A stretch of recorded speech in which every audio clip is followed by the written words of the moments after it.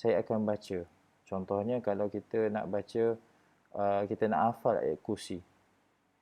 Dalam kita nak mengulang, dalam kita nak menghafal tu, kita akan mengulang, kita akan baca dengan kuat. At least kita boleh dengar sendiri. Allahu la ilaha illa huwal hayyul qayyum. Allahu la ilaha illa huwal hayyul qayyum. Allahu la ilaha illa huwal hayyul qayyum. Kita dengar. Dan dari situlah otak kita dimasukkan sedikit demi sedikit melalui pendengaran, daripada pintu pendengaran. Okey, tuan-tuan dan puan-puan, apabila kita cakap tentang kita mendengar bacaan, okey, sebenarnya kita akan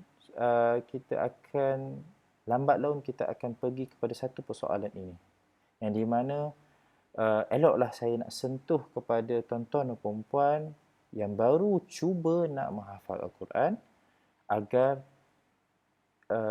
elakkan ataupun cuba ambil peringatan tentang ini. Apa yang saya nak maksudkan ini? Okey. Ini adalah satu dapatan berdasarkan pengalaman saya buat coaching kepada para hufaz dalam mereka nak mengingat Al-Quran. Apa yang saya dapat, mereka seumpama ada dua wajah ataupun ada dua keadaan bacaan mereka.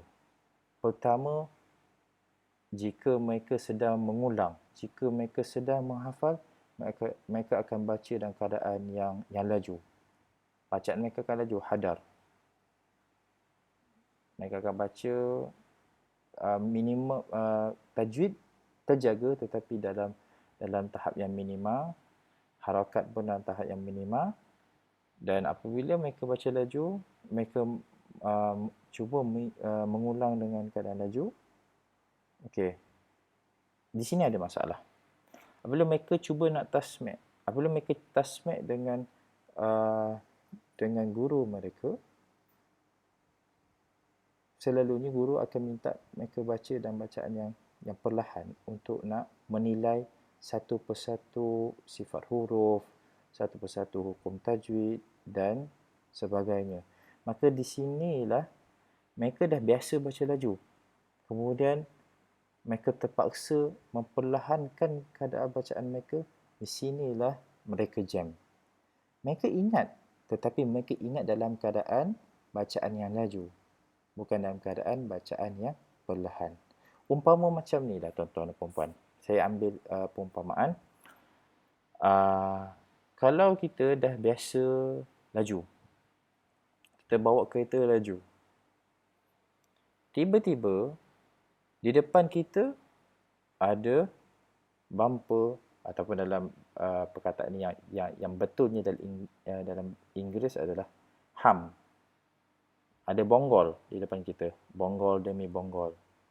Tetapi kita terus laju. Bagaimana keadaan kita masa tu? Terbabas. Memang tak lancar.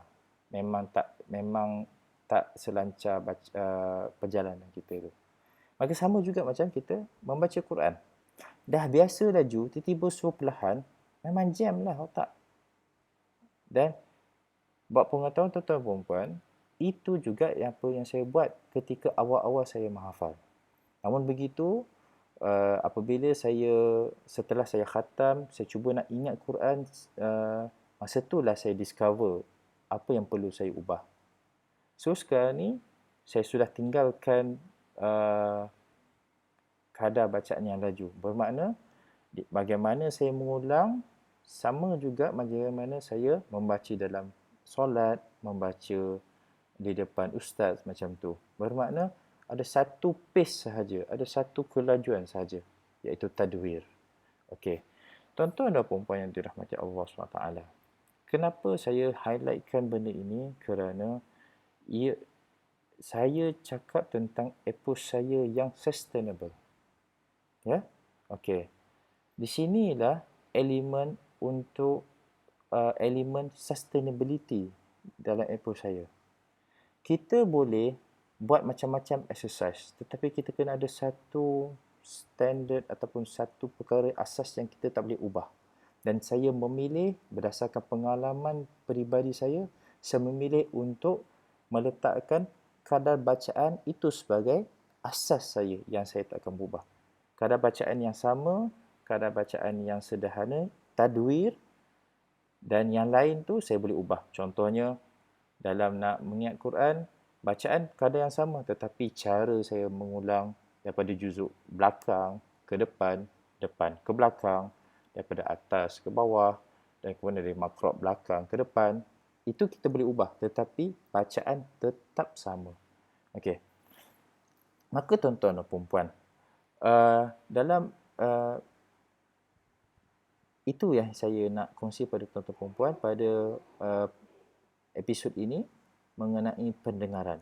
Dan pendengaran ini ada kaitan dengan bagaimana kita membaca, bagaimana kita feed otak kita dengan ayat tersebut.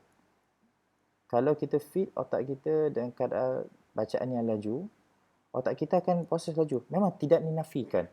Memang ada orang yang boleh proses laju.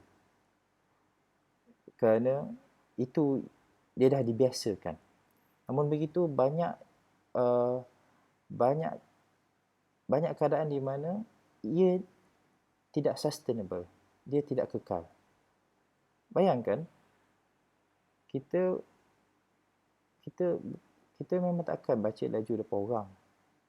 Bayangkan kalau kita dapat imam yang baca laju, hadar, memang bukanlah sesuatu yang bagus masa ketika solat tersebut. Okey, maka tuan-tuan dan puan-puan, tuan-tuan dan puan-puan baru nak start menghafal. Dan ini pesan saya. Pertama, tetapkan bacaan yang tadwir. Biarlah bacaan itu sederhana, yang jelas segala-galanya. Tajwid jelas, fasahah, makhraj jelas dan sebagainya. Dan caranya adalah dengan kadar bacaan tadwir. Dan kemudian barulah kita menghafal dengan keadaan yang begitu juga. Okey. Macam mana kita baca dalam keadaan tadwir, begitu juga kita menghafal dan juga mengulang sampai bila-bila. Okey. Dengan itu, kita sudah ada dua elemen. Pendengaran dan juga penglihatan. Pendengaran is about the pace of the recitation. Kadar kelajuan bacaan. Dan penglihatan is all about photographic memory. Dan insya-Allah pada episod akan datang kita akan sentuh lagi apa lagi elemen ataupun apa yang saya katakan tiny blocks yang menyokong memori kita, yang menyokong keupayaan kita untuk mengingat Quran itu. Sekarang ni kita baru sentuh dua, iaitu pendengaran dan juga penglihatan. Dan insya-Allah mungkin dalam 1-2 episod lagi kita akan bincangkan tiny blocks lagi yang lain. Dengan itu, kalau kita ubah sekali pun cara kita, tetapi kalau tiny blocks kita ini kukuh, kita ada satu kebebasan. Kita ada satu kita ada satu kemahiran dalam kita nak tweak everything. Ya. Kalau ini kurang, bagaimana kita nak compensate yang lain. Okey, itu approach saya. Di mana semua ini kena tiny blocks ini makes the huge block. Dan kalau tiny blocks kita ini kita tidak jaga, kita tidak nurture betul-betul, huge block kita yang kita akan produce itu pasti tidak akan kekal kukuh. Maka kita kukuhkan tiny blocks kita, dan insya-Allah kalau kita nak bina the huge block itu pun insya-Allah akan kukuh. Okey, sekian sahaja. Minta maaf jika ada tersilap kata, terkasar bahasa, dan insya-Allah kita akan sambung pertemuan kita di episod akan datang. Dan dengan itu, tuan-tuan dan puan dah bolehlah start mencuba menghafal. Dengan 2 tiny blocks ini dah cukup memadai untuk untuk mula menghafal. Dan I'm looking forward for your feedbacks. Dan till then, we shall meet again. With that, Assalamualaikum warahmatullahi wabarakatuh.